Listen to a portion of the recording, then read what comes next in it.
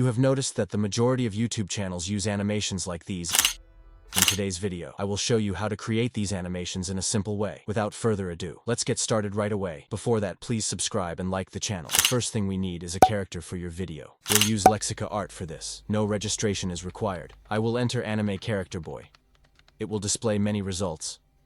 Carefully choose one that you like the most. Next, we need a background. Type Anime Studio.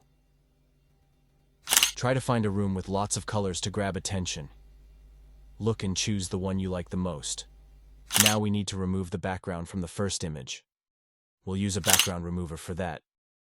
It's a free website where you just need to register to get HD images. You can use it without registration, but the quality will be much lower once registered. Upload the image and the site will process it.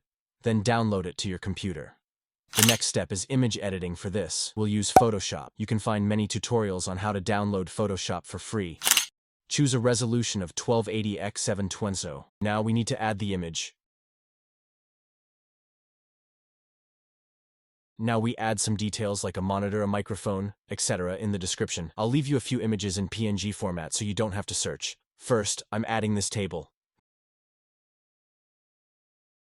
Then we insert the microphone from it. You can add whatever you like. I'll just add the monitor. Make sure the microphone and monitor are realistically sized compared to the character ones. You finished everything. Export the image in JPG format.